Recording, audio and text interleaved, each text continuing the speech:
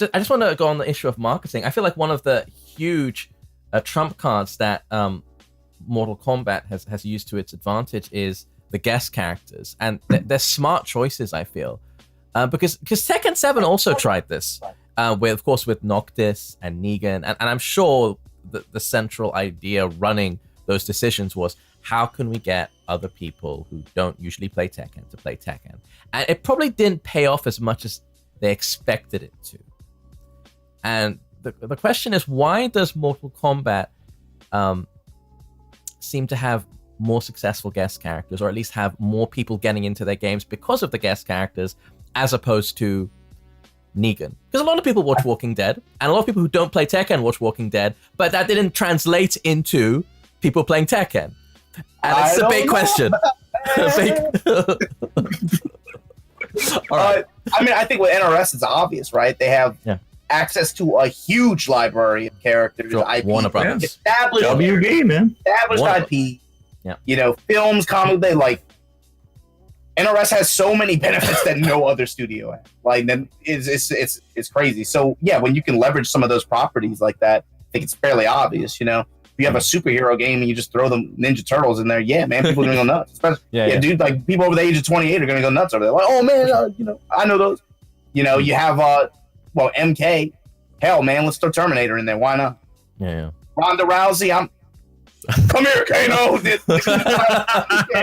it in there. You're mine, Kano. but that's the thing. I low key love that voice work of Ron, dude. So good. Like that, it looks really good. You know, it's intriguing. They know those personalities, they know those characters, they know those IPs.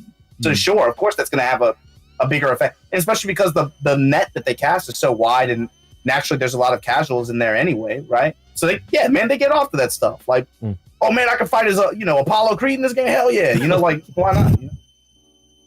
Or you mean like Leatherface, you know, like an MKX, had like a bunch of serial killers there? How they have Freddy and Jason, they just didn't have them in the same game. Yeah, I know. Yeah, that's great. That's wild. That's what I'm saying, bro. Like,